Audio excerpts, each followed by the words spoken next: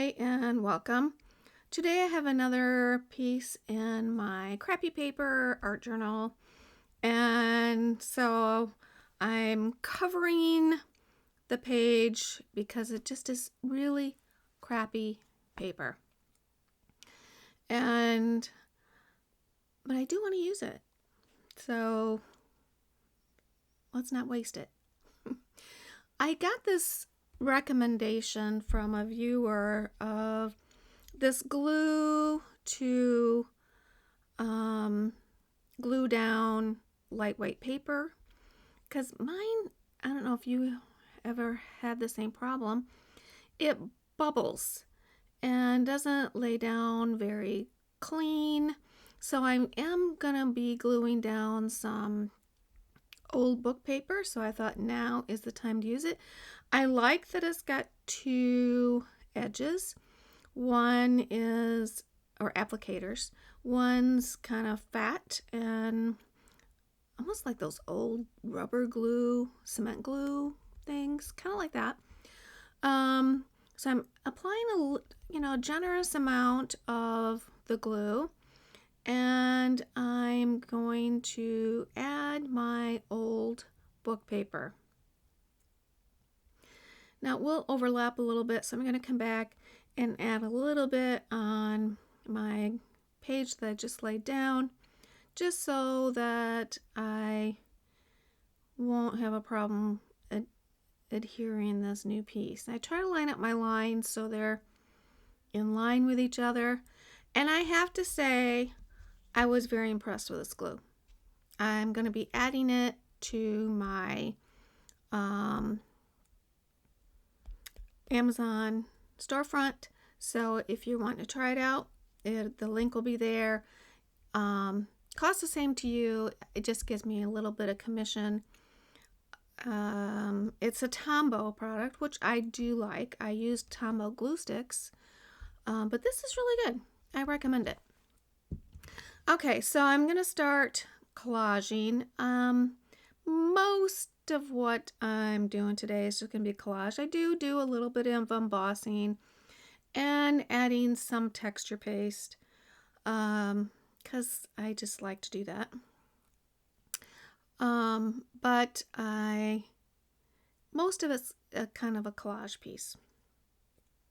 I have collage in my bones. I just love to collage. So this is, let's see, there's everything here.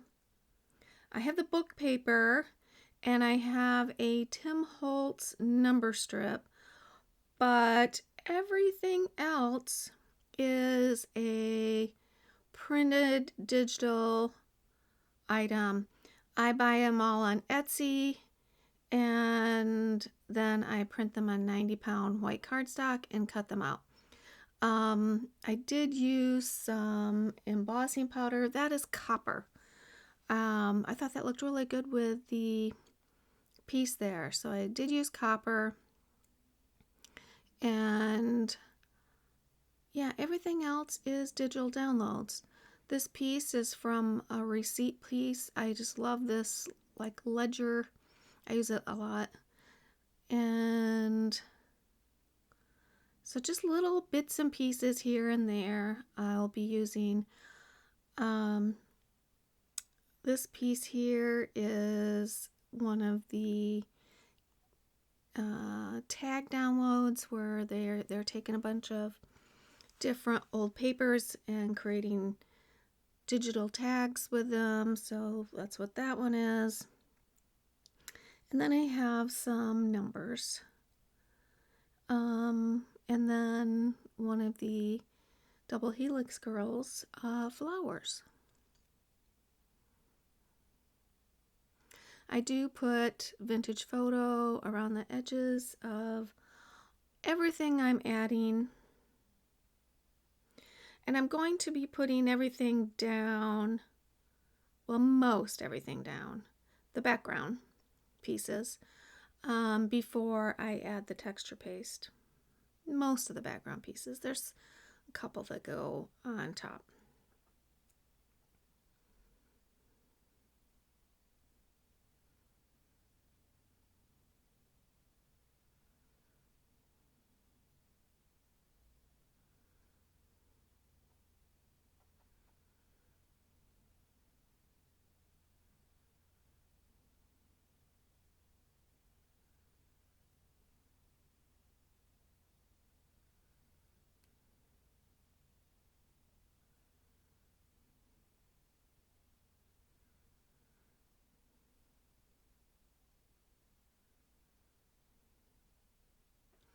So I'm starting from the back and gluing forward.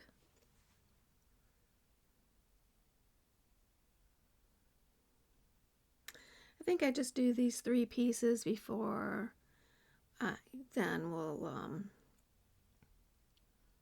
do the texture paste.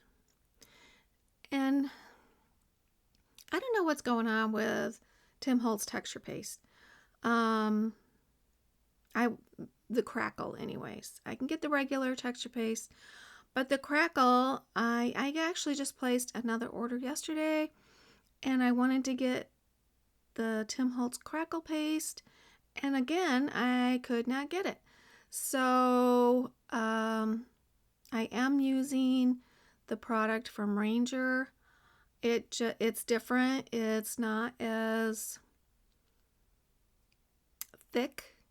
So to me, it runs under the stencil some. I think it's gonna last longer because doesn't seem to be drying up like the Tim Holtz does. Tim Holtz texture paste, I usually have to spritz water in them. That one, it just is a lot more moist, and I wouldn't say runny, but the consistency is definitely different. It still crackles, it still does all that, but I just prefer the Tim Holtz one. I can't find it. Well, I didn't look at Ranger because I was putting in a Simon Says stamp order. So maybe Ranger carries it. Ranger.com I'm referring to. So first thing I'm doing is just kind of dabbing some around and then just spreading it out to give a little bit of a I had plaster here effect. And then I'm going to come in with my stencil and stencil in.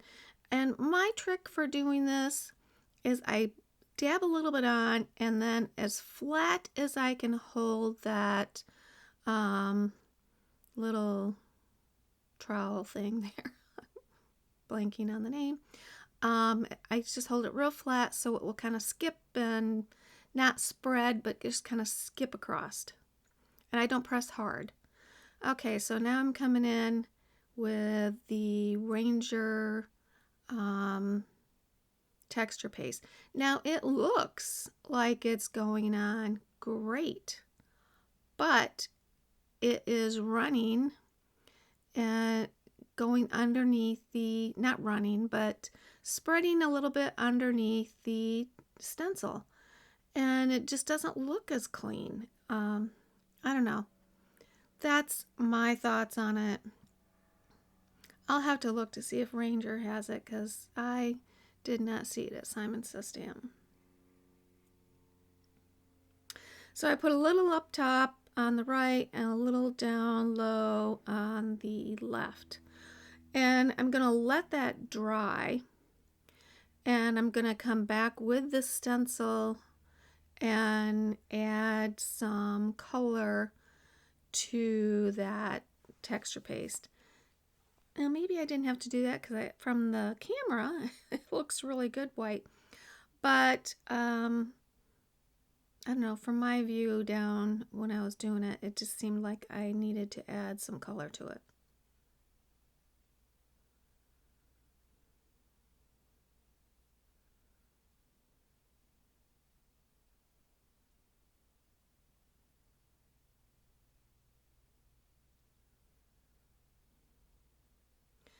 And I think I'm just playing with the flower to figure out where it's going to go. The texture paste isn't dry yet, but I'm just kind of figuring out how. I think I trimmed a flower petal because it was going to stick out too far.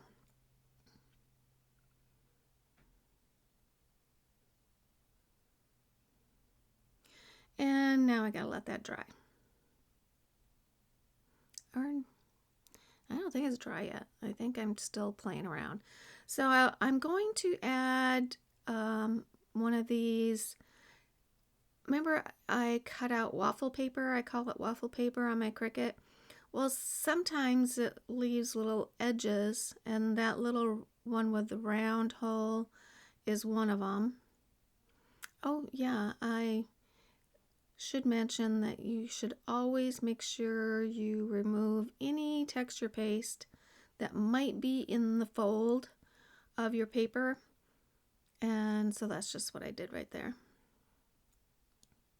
But I'm thinking about adding a little bit of green scrap of waffle paper, and I do. I take one of the ones with the little round balls, but I have it go vertically across the page. But I think I'm just playing with them to see what I like. These are just leftover scraps of when I cut them. I thought, well, you never know when I might want to use something like that. I really think I'm just kind of killing time while my texture paste dries.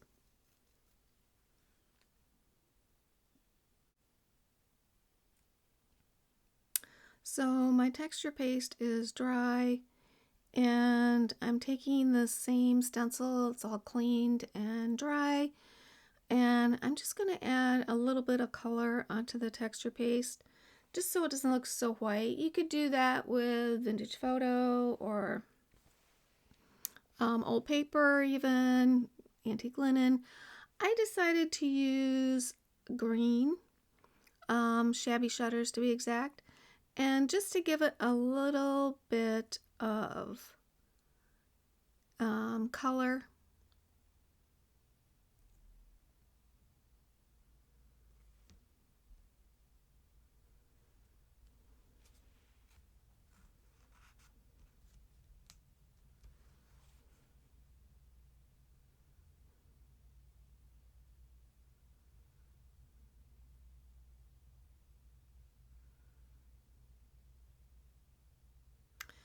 I'm adding a number strip from Tim Holtz down at the bottom.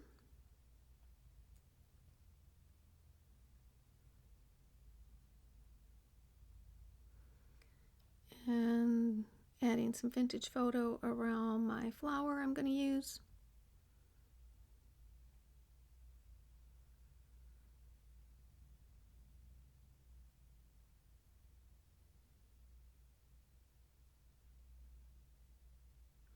I'm going to add a couple more pieces of ephemera from my numbers collection.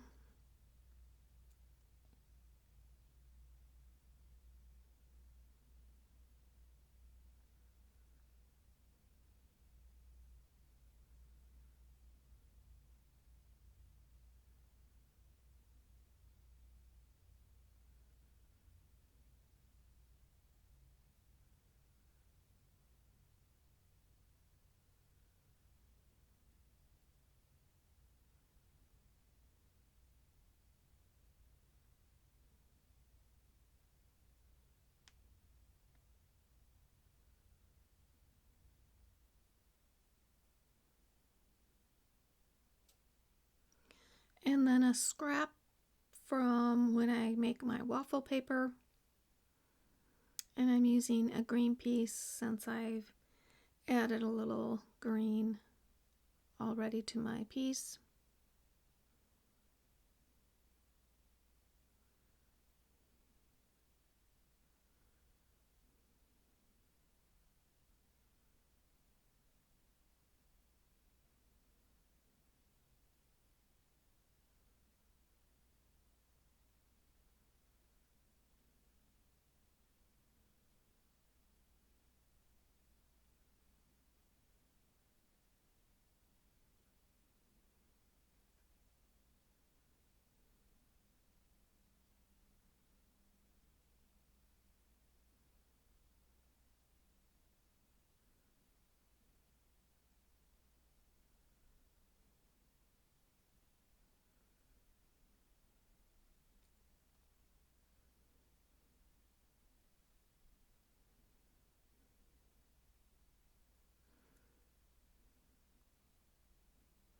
I think I glued my number strip down. I'm kind of blocked from seeing that.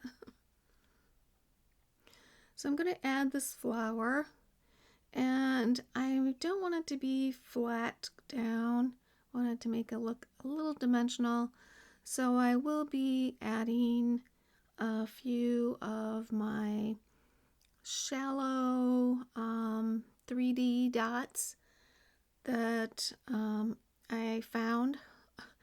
And I love these dots because they're not as high as other 3D things. I mean, sometimes they're so thick it just looks ridiculous. But these are very shallow.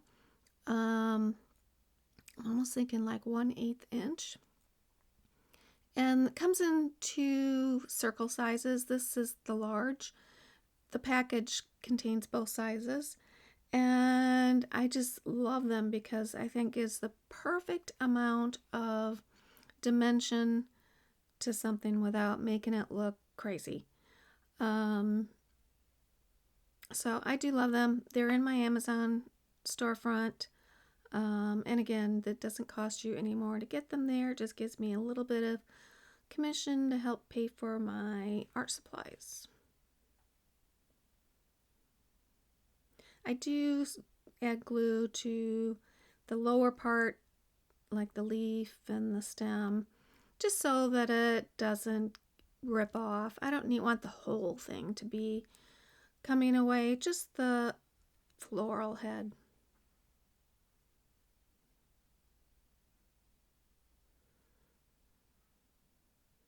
Trimming away the extra stem.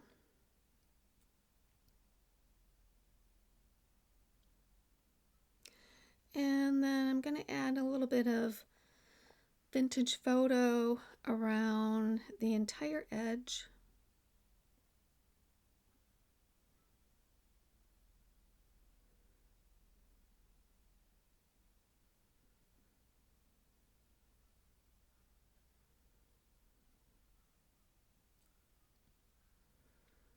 And I think that is it. I do have some final pictures coming up. If you haven't subscribed, I invite you to do that. If you like this piece, give me a thumbs up or give me a comment. I'd appreciate it. And other than that, I hope you have an awesome day.